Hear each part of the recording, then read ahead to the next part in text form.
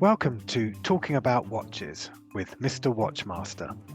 I'm Andrew Cantor, co-founder and editor-in-chief of MrWatchMaster.com. In these podcasts, we're going to talk to amazing people in the watch world and discover some fascinating facts about them, their collections, and what they love about watches. In this episode, I speak with George Bamford, founder of Bamford London, to hear his expert views on collecting. George describes himself as a magpie collector of vintage watches. Collecting watches can become an obsession. The interest in collecting has coincided with a huge gain in popularity of the pre-owned and vintage watch sector. George has a passion for watches connected with racing and is drawn to the different coloured watch dials from the 1960s and 70s and believes this to be the sweet spot for vintage watch collecting. It was a hugely enjoyable and lively session in front of a sellout audience of esteemed collectors. Here is what he had to say. You describe yourself as a magpie collector. What do you actually mean by that? Can you explain? Okay, firstly, I would say to you is I'm looking around this room and I'm seeing a hell of a lot of watches, what I call magpie watches. From there's a beautiful Omega over there. There's a great one with a strap over there. That's, you know, I probably am one of those guys that look at every type of watch. And when I look at Magpie, I used to go to flea markets a lot, and that was my kind of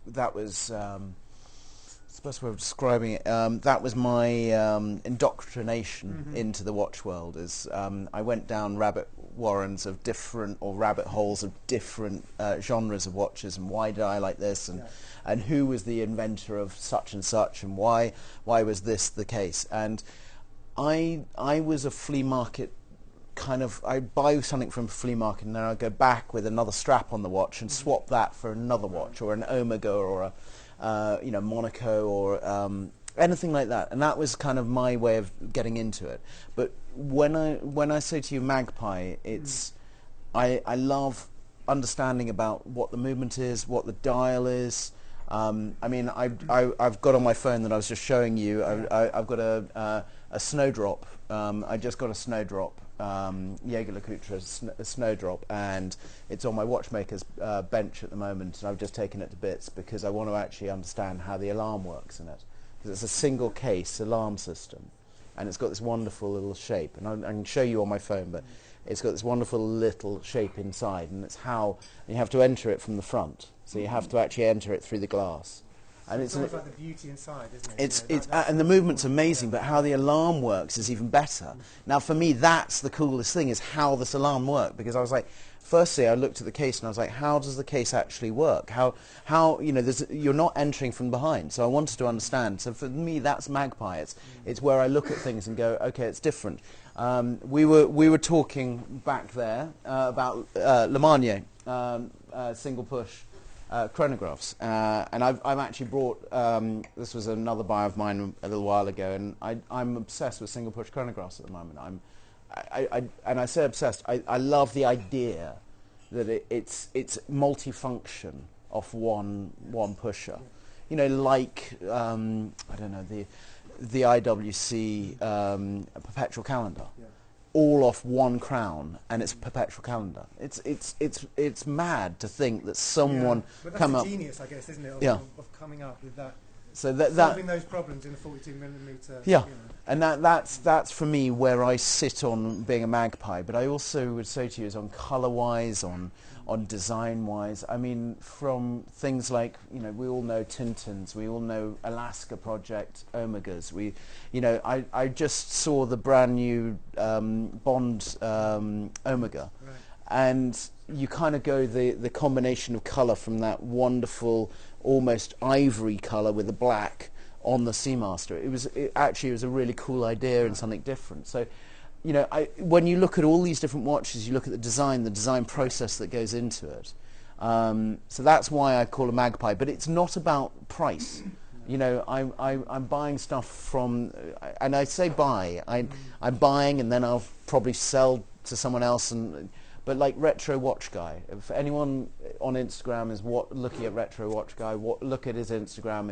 It is one of the biggest joys on Instagram at the moment. And the reason why I'm giving him a push, and it's not on anything that no, it definitely hasn't paid me. Actually, I brought a few watches from him, and he hasn't given me a discount. So, hint, hint, if anyone knows him, I want a discount.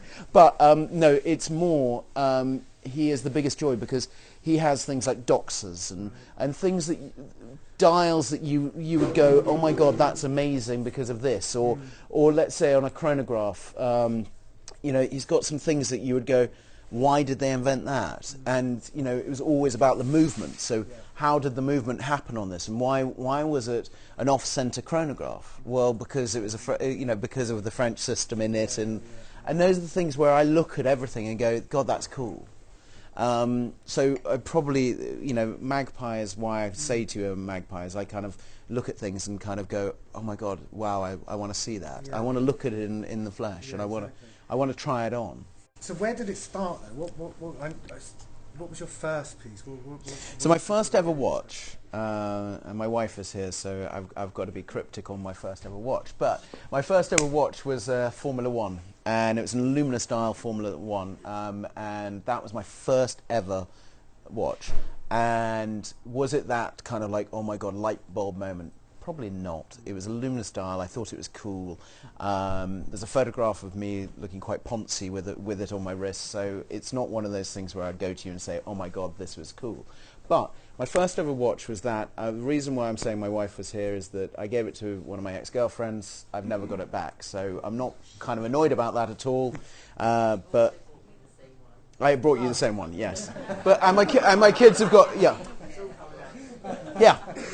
So that's why I'm trying to be a bit kind of nice on this. But what I would say to you is that was my first ever watch, but it wasn't the first one that made me go, wow. And if anyone's read anything about me, you'll know that my first ever watch was a Breitling Navitimer, real kind of light bulb moment Navitimer. And it was a gift from my father, and the reason why, and I asked him how much he paid, and it was £200. Thank God it was £200, because after what I did to it, I think you'd kind of honestly know it's £200. It's now stuck in a safe inside of a safe inside of a safe, because it's my kind of my baby that I'd never want to disappear out of my life. Now, when I talk about it, it was given to me to save their house. And the reason is that every morning, and I'm still one of these people that gets up very, very early, and my brain goes. And so I used to take TVs to bits, I used to take the juicer to bits, I used to take, and I'd increase the speed of it, or if there was a car that I could go into the engine, I would go into the engine. So I'm kind of, because I'd probably say, because of maybe my dyslexia, but it's more my inquisitive mind, I wanted to know how things worked. So I got given this on my birthday, and my birthday is just before Christmas, so I got given it on my birthday, and it was in bits over Christmas, and so I'd taken the whole thing to bits with a penknife and a glasses screwdriver, because that was all. There was no, this was when so this is 1995, so I was a kid, and it was what my father describes as one of the best Christmases he's ever had, because the house was safe. So that's the thing. So Christmas, actually, they got to watch the Queen's speech. They got to watch everything because it was that. So the Navitimer was my first light bulb moment. How a chronograph worked, how the clutch system would work, how when you're kind of just resetting, and also how it kind of how you could put the hands on and the different separations. So that was my first light bulb moment. Yeah. I broke the glass just after New Year, because I'd put it back together and then taken it to bits again. And it was one of those. So you were just learning as you went along. Oh no! There was no YouTube. No. There was no Breitling manual. I think Breitling have had it back probably about 15 times, and it takes longer to get back from them now, and but I kind of love that it goes through them. And when I talk to you about why it was one of those things, is that I wanted to know how it worked. I love the design of it, I love the feel of it, but you think, okay, it was £200 when my father bought it for me, so not huge amounts of money, even in today's price. But it was one of those things that, when you look at it, it's a holy grail watch now. It's one of those things that, you know, if you have a collection, there's certain watches that you would say, actually, I'd like this, I'd like that, I'd like this. But then it wasn't one of those things. So what are you collecting now then? Because I know you got, when you go to the Hive, there's lots of... Okay, so I've got this townhouse that is called the Hive, and the reason why it's called the Hive is because my wife and I, when we built the office, we bought this building, and when we built it, they called her and I Mr. and Mrs. B. The builders did. So then it became the Beehive, and I was just like, okay, this is a bit. So then we nicknamed it the Hive. But at the moment, so you'll see on the walls going up, I collect stopwatches. Maximum price £200, just back to the Breitling, but not really back to the Breitling because I only found that out afterwards. But I collect pocket watches, all types of stopwatches, Omega. I've even started buying pedometers, Hoyer pedometers, and there's some other weird pedometers out there, just because I want to look at the dial design. And they go up the wall, and the box that I had made for them is more expensive than the actual watch. But I love the idea of these stopwatches, and every time I take someone up to our watchmakers that's on the top floor, the reason why they're on the top floor is because I always think that it's the head, but I also give them the lightest space because they're the most important people in. And also I love competing with them when we're taking a pocket watch to bits, because I still think that I'm very good at taking stuff to bits. They hate it. They hate it, and also then a screw goes missing, and then it's all of us looking on the floor. So that's one of the sides. But you're asking about what I'm collecting. Yeah. I'm collecting things that I never ever will buy a watch for the investment purpose. No. And that's the only thing I got given this advice, and it was I would say I had a very good godfather of type people, a guy called James Dowling that most of you may know. If you don't know, look him up. He's amazing, and he took me on this journey. Rolex guy, isn't he? He's a Rolex, but he's also a collector. He got me onto Beta 21 recently. Right. So he got me onto Beta 21s, the vibration movement, and about the quartz movement. So this was my thing and he went to me and said, never buy it for an investment purpose. Never ever buy a watch for investment purpose. If it goes up or if it goes down, if you're happy with that watch, it doesn't matter. Now, everyone says that about cars, they say it about art, you put it on your wall, but on a watch, I can put it on my wrist and I can be happy with it. And, that's my thing. So I'm looking at things that I like. I'm looking at things that make something else beat. Like the Snowdrop. Why? Why? It's because I love how the case is. I loved even getting. I got a really. I got a Wiseman strap for it. Just a fabric strap, and I put it on, and the whole thing feels nice. But then taking it apart and looking at how the movement worked, for me that was the coolest thing, is understanding that watch. And now, when I put it back together, not back to bits, back together. Then it's one of those things that I think will be really good. So you've brought some of your pieces here. Can you talk about some of them? And, okay, so there is. Okay, there's. Oh my God! Yeah, I've got. Okay, for me, I brought some of the customised Bamford watches. Some people will like what I do. Some people won't like what I do. I know that because. But it's all efficient.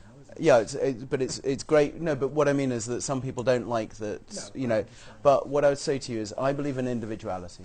I believe in a new strap for your watch. I believe in you having your own personal style. I look at everyone here and everyone's got their own personal style. So that's where Bamford Watch Department sits, is about personalisation. I brought here, so to note about value of a watch, and Red Bar guys will know this, and a lot of other people will know this, but there is 3 great watches that were designed by Gerald Genter. There was other ones, but the 3 kind of what I call the holy trinity of the three ones. We know the Royal Oak, we know the Patek Nautilus, and then it's the Engineer. Now, this is undervalued. Now, this for me, so it's an IWC Engineer. Now, it's exactly the same as the Royal Oak. It's exactly the same as the Nautilus. It's designed by for me, one of the great gods of watch design, as you know, and in-house movement. It's the only one of the three with an in-house movement. This should be worth fortunes, and it's worth nothing, really, in comparison to the others. Now, it took me... Why is that, then? I don't know. This is one of the things is, you know, and I ask, It's you a know, sleeper. Do you think it's yeah. a sleeper? Well, I don't know. I think if people get onto it, I think that they'll understand it. You know, I think there's some other great watches out there, and I think when you look at the Holy Trinity, this is the one that, you know, they've rocketed, and this one has stayed very, very. You know, if you look at the pricing, it stayed like that. Now, for me, it takes a group like this to go, oh my God, have you seen this? Have you seen this watch? Have you seen this bezel? Actually, when someone's got a such and such on their wrist, and then you've got something like this, it may be different. But the reason why I like it is because it is the sleeper, because it is the one that, and it's also when you know. So like I was with James and we're chatting, and I had this on my wrist, and him and I just clocked it on both, and he had a Beta 21 Patek on, and I had this, and we were I was looking at his, and he was looking at mine, and I was like, yeah, that's cool, you know. And it was like mutual love for something, and it's like, you know, looking at certain watches, and you go, okay, that's the cool thing. So I brought this because I wanted to say to everyone, it's not the normal, not the things that you would think. Then people can come and look at yeah, come and look at some things. I've also Not quite yet, guys.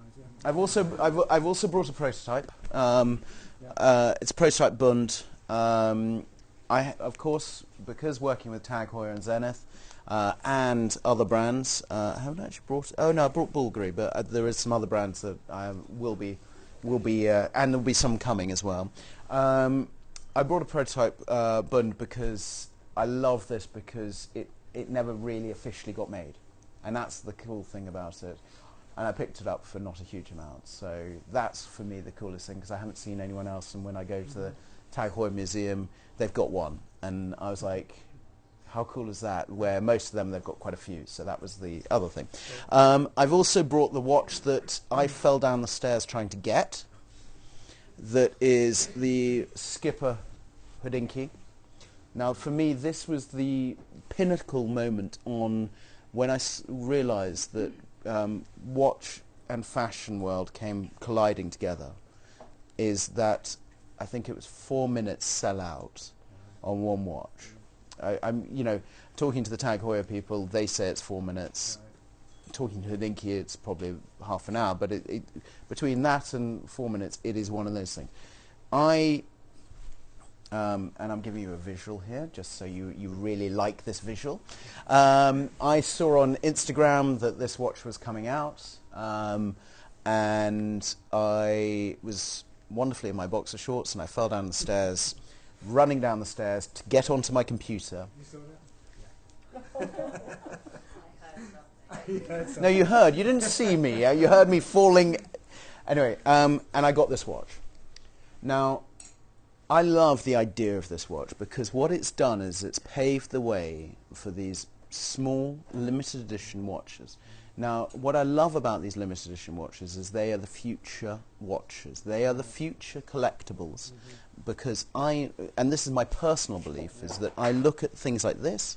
I brought the Rake one because I wanted to see both of them side to side. I've actually brought the Fragment one as well. That was but the reason why I've brought both of these watches is because I look at this as the future collectibles. Not only Heuer, IWC did one, the IWC beautiful black case Hodinkee one. They also did one with Revolution.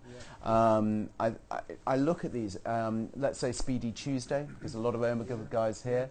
Red Bar guys are kind of rocking stuff as well. So, but I look at them as the future collectibles, and the reason why I look at them as the future collectibles, and I don't know what you guys think about this, and I'm going to be asking some questions, is when I look at them as a future collectible, is there's a known number, and for me that's the great thing. Is you look at the watches that are hitting the collections, or Phillips or Sotheby's or any watch auction at the moment, and there isn't a known number.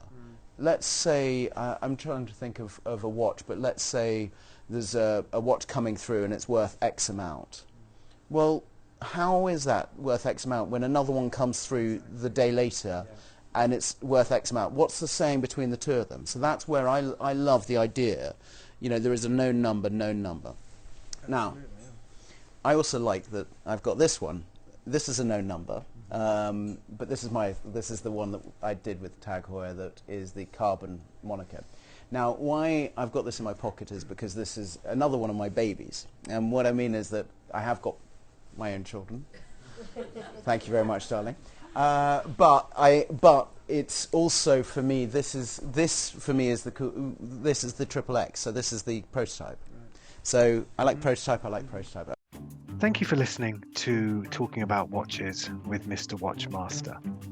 I really hope you enjoyed this episode. For more information and great stories about watches and the people behind them, please visit www.mrwatchmaster.com. I look forward to hearing from you soon, and hope you enjoy the next podcast which is coming up.